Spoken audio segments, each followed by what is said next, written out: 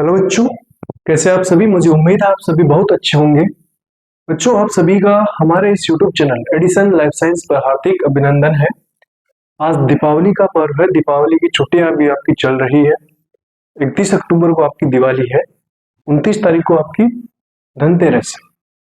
तो धनतेरस को काफी धन आने वाला है, यानी कि आपके पास नई नई चीजें आपके पास आने वाली है, नए कपड़े आने वाले हैं, नए साधन आने वाले हैं। तो ठीक है, लेकिन और नई चीज क्या आ सकती है? और नई चीज जो कि आपके लिए बेनिफिशियरी हो, है ना? फायदेमंद, फायदे का सौदा, वो क्या हो सकता है? तो दोस्तों, दिवाली के इस पर्व पर टोडाउता लाइफ साइंस के इस यूट्यूब चैनल पर नीट बायोलॉजी की जो क्लासेस है ना, उसकी शुरुआत हम कर रहे हैं। कब से? तो इसकी शुरुआत क्या हम धनतेरस से ही कर दें? यानी कि 29 अक्टूबर से इसकी शुरुआत कर रहे हैं। तो आप सभी प्यारे विद्यार्थियों का हार्दिक आभार प्रकट करता हूं। दोस्तों, मैं एक बात कहना चाहूंगा, जो भी आप मेरे इस YouTube चैनल पर आए हैं तो कुछ ना कुछ यहाँ लेने के लिए आए हैं। तो इसलिए आपसे मेरी रिक्वेस्ट है, अगर इस YouTube चैनल पर नए हैं, ऐसे नए ही होंगे, तो जो हमारा YouTube चैनल है इसे सब्सक्राइब करें और अपने साथियों को भी शेयर करें, ताकि जो बायोलॉजी है अच्छे से पढ़ेंगे। ठीक है, तो आपके साथी है वह भी अच्छे से पढ़े, यानी कि जो मैं पढ़ाऊंगा आपको अच्छा कंटेंट में यहाँ पे प्रोवाइड करवाऊंगा, और जो आपके लिए फायदा का सौदा देकर जाएगा, और बिल्कुल फ्री में। और रेगुलर क्लासेस होगी, यानी कि 45 से 50 मिनट के बीच में 1 घंटा, सवा घंटा, यानी कि थोड़ा टाइम 60 से 70 मिनट भी हो सकती है, 1.5 घंटे का भी हो सकता है, पर इससे ज्यादा नहीं होगा। पर डेली बेस पर आपकी क्लासेस होगी। और सबसे पहले जूलॉजी हम स्टार्ट करेंगे। जूलॉजी में आपके 15 लेक्चर है, तो वह 15 लेक्चर कंप्लीट करेंगे। उसके बाद में बॉटनी के जो चैप्टर है, 15 चैप्टर कंप्लीट होने के बाद में बॉटनी के चैप्टर आते हैं, तो उन्हें हम पढ़ेंगे। तो सबसे पहले जूलॉजी में देखें कि सबसे पहले हम कौन सा चैप्टर पढ़ेंगे। तो जूलॉजी में सबसे पहले जो चैप्टर पढ़ाया जाता है वह आता है स्ट्रक्चरल ऑर्गेनाइजेशन इन एनिमल्स, यानी कि प्राणियों में संरचनात्मक संगठन। प्राणियों में संरचनात्मक संगठन की बात करें तो प्राणियों में, एनिमल्स में स्ट्रक्चरल ऑर्गेनाइजेशन की उनकी संरचना कैसी है, कैसे बने होते हैं, क्या क्या पाया जाता है, क्या होता है, क्या नहीं होता है। तो इस हिसाब से तो हमारा सबसे पहले जो टॉपिक दिया गया है वह है टिश्यू। आपका फर्स्ट जूलॉजी में हम सबसे पहले जूलॉजी पढ़ेंगे। जूलॉजी, तो जूलॉजी में हमारा पहला चैप्टर है प्राणियों में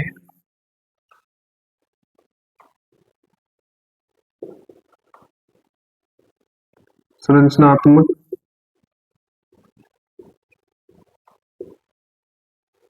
संगठन, स्ट्रक्चरल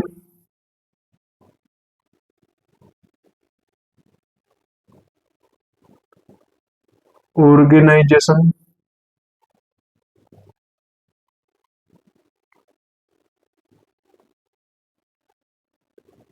इन एनिमल्स। अब इसमें हम मार्कर चेंज कर लेते हैं। तो इसमें क्या है, सबसे पहले जो टॉपिक पढ़ना है वह है टिश्यू। टॉपिक कौन सा? पहला टॉपिक है आपका जो हम पढ़ने वाले हैं वह टिश्यू, ऊतक। अब ऊतक क्या है? अब ऊतक की परिभाषा, यानी कि जो ऊतक है वह ऐसी कोशिकाओं का समूह है, ऐसी कोशिकाओं का समूह, ऐसी कोशिकाएं, सेल्स यानी कि कोशिकाएं आप जानते हैं, ऐसी कोशिकाओं का समूह जिसकी उत्पत्ति समान हो, या जो उनके कार्य है कार्य करने के लिए रूपांतरित हुई हो, जो उनके अपने अपने कार्य है, अलग अलग उनको जो अपने कार्य दिए गए हैं, उनके फंक्शनल ग्रुप है, यानी कि हर सेल उसका अपना एक वर्क होता है, एक फंक्शन होता है, तो उसे रेगुलेट करती है।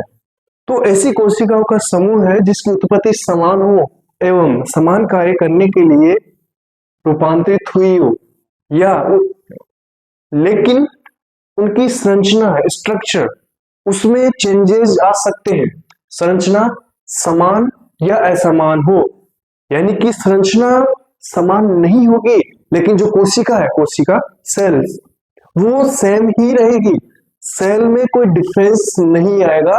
ये आपका उत्तक है। मैं आपको समझाने के लिए बता रहा हूं, ये हमारा इंट्रोडक्शन वीडियो है जो 10-15 मिनट का होगा। ये उत्तक है। अब उत्तक को, अब यहां पे उत्तक दो प्रकार के होते हैं, प्लांट टिश्यू होते हैं, एक एनिमल टिश्यू। तो यहाँ पे अभी हम जूलॉजी पढ़ रहे हैं, तो हमें यहाँ पे एनिमल टिश्यू आपके सिलेबस में दिया गया है, तो यहाँ पे एनिमल टिश्यू हम पढ़ेंगे। एनिमल टिश्यू यहाँ पे हम पढ़ेंगे एनिमल टिश्यू।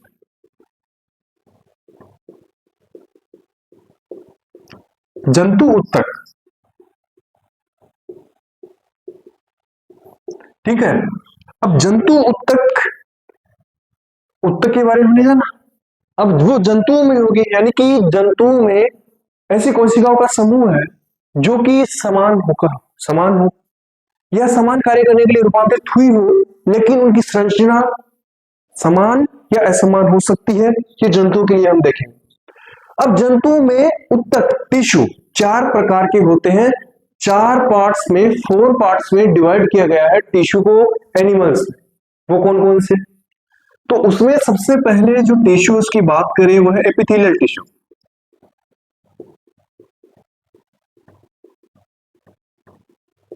इंपोर्टेंट टिश्यू, ठीक है, इंपोर्टेंट है। सेकंड है कनेक्टिव टिश्यू,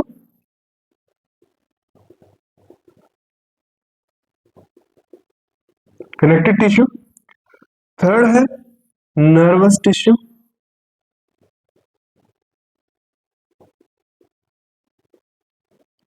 फोर्थ है मस्क्यूलर टिश्यू। उपकुला उत्तक,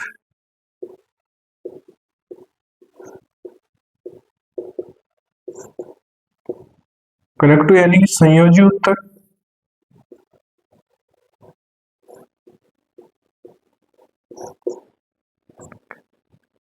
तंत्रिका उत्तक, तंत्रिकी उत्तक,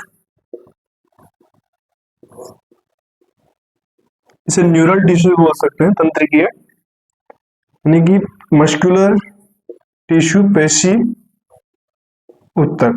तो इन 4 पार्ट्स में इन्हें डिवाइड किया गया है।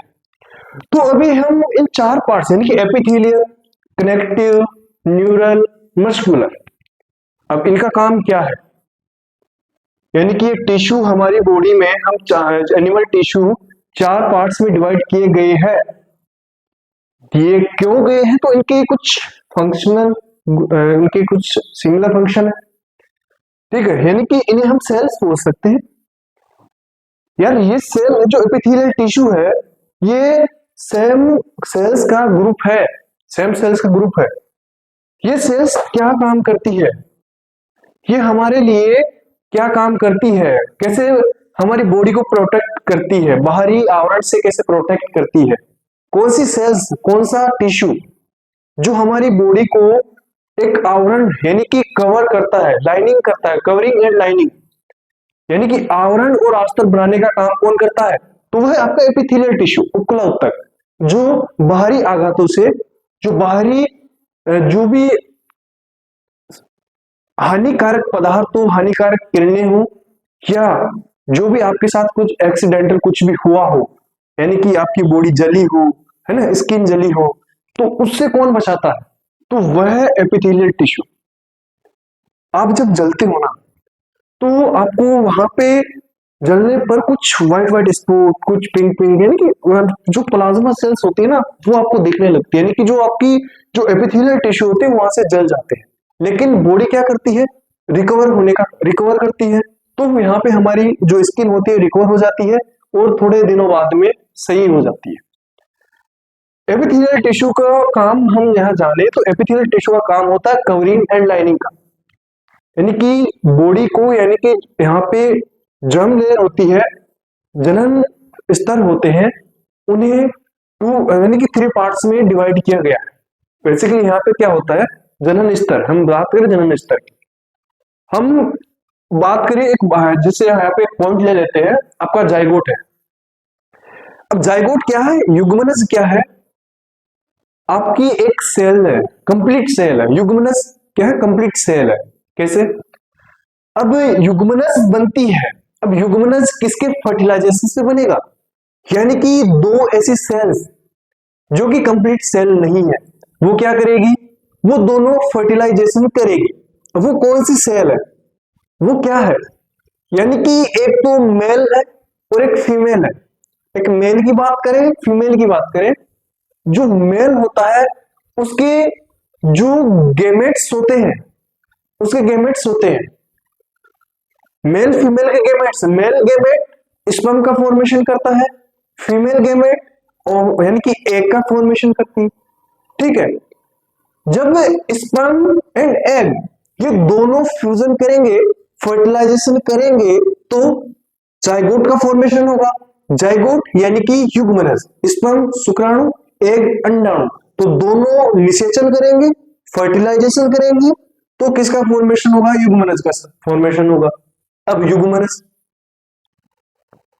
युग्मनज उसमें क्या होगा, क्लीवेज होगा, यानी कि डिवीजन की प्रोसेस होगी, इसमें मियोसिस या माइटोसिस डिवीजन होगा। तो यहाँ पे माइटोसिस डिवीजन की हम बात करें तो यहाँ पे युग्मनज में माइटोसिस डिवीजन से यानी कि वहां पे क्लीवेज होगा। अब क्लीवेज क्या करेगा, एक सेल से यानी कि डबल सेल का फॉर्मेशन करेगा।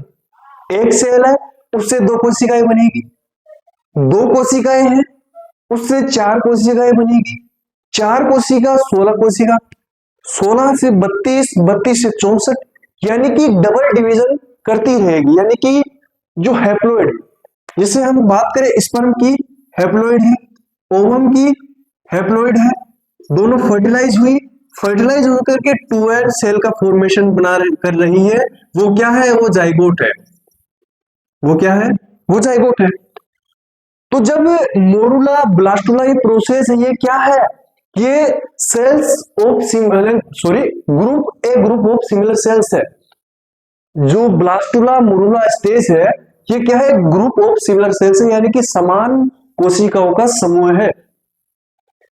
तो एपिथेलियल टिश्यू क्या करे, हमने जाना कि कौन सी लेयर पे प्रेजेंट होता है। तो यहाँ पे जाइगोट में हम जर्म लेयर की बात करेंगे, जाइगोट में जर्म लेयर की बात करेंगे, तो इसकी जो बाहरी सतह है, जो एनवायरमेंट में जो आपको सरफेस यहाँ पे दिख रही हो, क्या है, वो एक्टोडर्म है, बाह्य स्तर है, बाह्य जनन स्तर। यानी कि जर्म लेयर की बात करें हम, जर्म जनन स्तर, जनन स्तर कितने प्रकार के होते हैं, सबसे पहले हम ये जान लेते हैं। जनन स्तर 3 पार्ट्स में डिवाइड किया गया है, जर्म लेयर्स को 3 पार्ट्स में डिवाइड किया गया है। वो कौन कौन से, वो है आपका फर्स्ट एक्टोडर्म, सेकंड एंडोडर्म,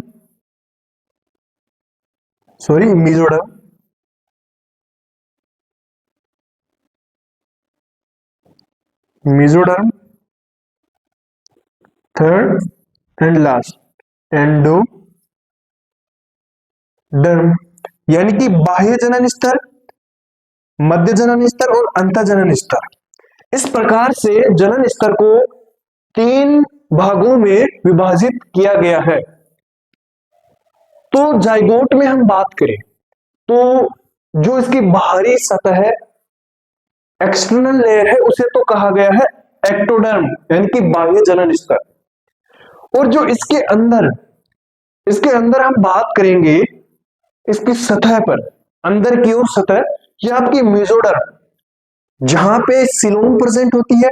हम बात करते हैं किसमें, किंगडम, एनिमल किंगडम पढ़ते हैं, वहां पे हम कुछ जो भी एनिमल्स होते हैं उनके बारे में पढ़ते हैं, तो वहां पे हमने सिर्फ यानी कि गुहा होती है एनिमल्स में, यानी कि जैसे हमारे आहार नाल है उसमें क्या है, गुहा।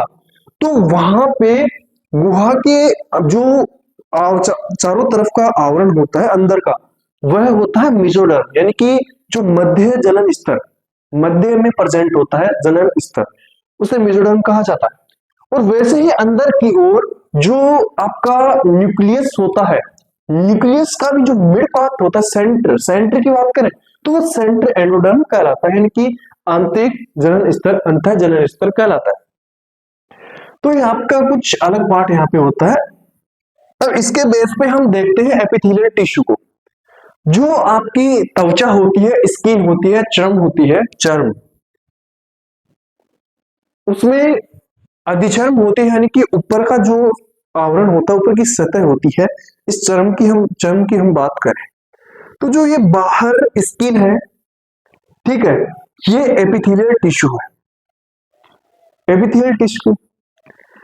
अब इसके नीचे एक मेम्ब्रेन होती है, इसके नीचे एक मेम्ब्रेन होती है जिसे जिसे बेसमेंट मेम्ब्रेन कहते हैं। अब जो बेसमेंट मेम्ब्रेन होती है, जो आधारीय झिल्ली होती है, आधारी झिल्ली होती है, जैसे हमने ये माना कि ये क्या है, बेसमेंट मेम्ब्रेन है, आधारी झिल्ली है। अब इसके ऊपर जो पार्ट है, जो आपकी स्किन है, ये क्या है, स्किन, ये तो है आपका एक्टोडर्म, ठीक है। और यहां पे जो आपकी ये नीचे जो सेल्स दिख रही है आपको, कुछ सेल्स, ये नीचे का पार्ट है, बेसमेंट मेम्ब्रेन के नीचे का जो पार्ट है उसे हम कनेक्टिव टिश्यू कहेंगे। यानी कि इसका काम क्या होता है, किसके ऊपर डिपेंड होती है, यानी कि जो आपकी जो एपिथेलियल टिश्यू होता है उसे कहा जाता है कि यह किसी के ऊपर निर्भर रहती है। किसके ऊपर निर्भर रहती है, तो एक जो कनेक्टिव टिश्यू होता है उसके ऊपर निर्भर रहती है, तो इसलिए कहा जाता है कि टू रेस्ट ऑन, यानी कि यह इसके ऊपर रेस्ट करती है, निर्भर रहती। तो कनेक्टिव टिश्यू के बीच में, यानी कि ऊपर बेसमेंट मेम्ब्रेन प्रेजेंट होती है, बेसमेंट मेम्ब्रेन के ऊपर जो स्ट्रक्चर, जो संरचना, जो लेयर प्रेजेंट होती है उसे एपिथेलियल टिश्यू कहते हैं। तो यह इसका काम हमने देख लिया, ये क्या कर रही है, स्किन, ये बाहरी आवरण क्या कर रहा है, बाहरी जो पार्ट है, बाहरी लेयर है, ये एक तो लाइनिंग कर रही है और एक कवरिंग कर रही है, यानी कि आवरण का निर्माण कर रही है और अस्तर का निर्माण कर रही है। ये तो हो गई आपकी एपिथेलियल टिश्यू। क्या दो काम हुए, आवरण बनाना, अस्तर बनाना, यानी कि कवरिंग एंड लाइनिंग, ये एपिथेलियल का काम हुआ।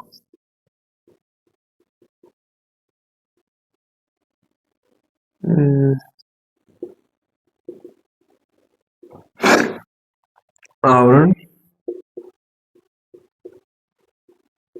अस्तर। ऐसे ही कनेक्टिव टिश्यू, संयोजी ऊतक, इसका क्या काम होता है, तो यह संयोजी ऊतक क्या काम करता है, जो हमारे जॉइंट्स होते हैं, जो जोड़ होते हैं, उन्हें जोड़ने का काम करता है और हमें गति करने में सहायता प्रदान करता है। यानी कि जो हम मूवमेंट करते हैं, लोकोमोशन करते हैं, गति करते हैं, जैसे हम उछल कूद रहे हैं, यानी कि हाथों को ऐसे मोड़ सकते हैं, गर्दन को घुमा सकते हैं ना, तो किसका काम है, यह कनेक्टिव टिश्यू का काम है, जो हमें गति प्रदान करता है, कनेक्टिव टिश्यू है।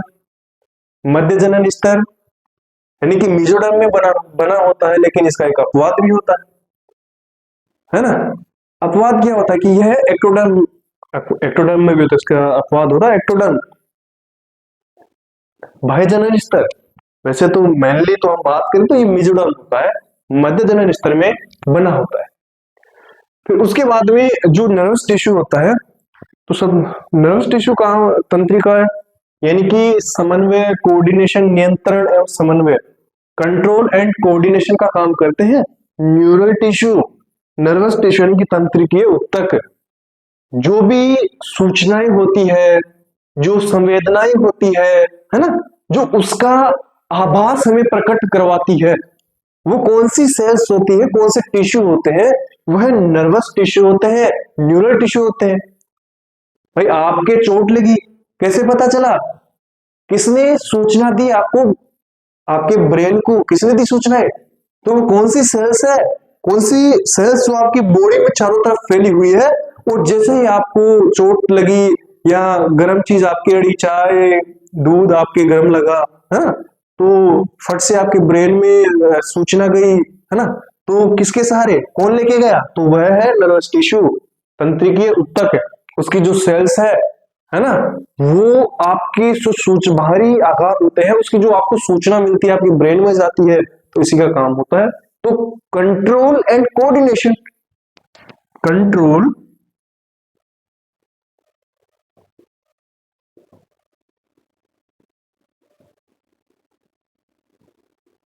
कंट्रोल एंड कोऑर्डिनेशन, ओके, यानी कि नियंत्रण एवं समन्वय। इसका क्या इसका काम हुआ, एक तो आपके जोड़ने में वो गति प्रदान करना। अब बात आती है मस्कुलर टिश्यू। मस्क्यूलर यानी कि पेशीय ऊतक, पेशी ऊतक, मसल्स। मसल्स क्या काम करती है? अब जैसे हमारी बॉडी है, अब मसल्स नहीं होती तो क्या होता? आप सोचिए, एक बार दिमाग लगाइए, मसल्स अगर हमारी बॉडी में नहीं होती तो क्या होता? क्या जैसे हम खड़े हैं अभी वैसे खड़े हो पाते? अभी मैं आपको पढ़ा रहा हूं, क्या मैं पढ़ा पाता? क्या आप लिख रहे हैं और लिख पाते? ऐसा हो पाता? नहीं। तो मसल्स का काम होता है गमन, लोकोमोशन। गमन, लोकोमोशन, आपकी बॉडी को मजबूती प्रदान करी, आप ताकतवर है ना, ताकतवर। आप जोश दिखाते हैं, देख मैं इतना वजन उठा सकता हूँ। जैसे जिम में जाते हैं ना, जिम में कोई सुंदर सी लड़की आपको जिम में दिखती है, तो आप ज्यादा वजन उठाने का काम है कि अपनी ताकत का प्रदर्शन कर रहे हो। तो किसकी वजह से? मसल्स की वजह से। मसल्स बिल्ड करते हो ना, बिल्डर होते हो, बॉडी बिल्डर। अरे देख मैं बॉडी बिल्डर हूँ, कई लड़के होते हैं, मैं बता रहा हूँ, वो लड़कियों को देखे, मतलब जिम, एक दिन जिम गए और अपने हाथों को, बॉडी को, मतलब ऐसे ऐसे पूरे, मतलब ऐसे जैसे, तो उसने अपनी मसल्स बिल्ड कर ली और बिल्कुल नेचुरल उसके हाथ ऐसे है, तो ऐसे करके सीने को फुला करके ऐसे चलते हैं, क्यों? दिखाने के लिए, तो मसल्स का प्रदर्शन करे ना। तो गमन, लोकोमोशन का काम हो गया यहाँ पे। तो यह आपका एनिमल टिश्यू का कुछ इंट्रोडक्शन था, छोटा मोटा इंट्रोडक्शन है। वो इसकी एंडोडर्म, मसल्स जो एंडोडर्म है, ठीक है, हाँ, इसका मैंने जनरल नहीं बताया, तो एंडोडर्म है, अंतजनन स्तर। तो हमारा एनिमल टिश्यू यानी कि जो स्ट्रक्चरल ऑर्गेनाइजेशन एनिमल्स है, अब इसका जो टिश्यू का इंट्रोडक्शन होना था, आज का इंट्रोडक्शन वीडियो होना था, वो हो चुका है।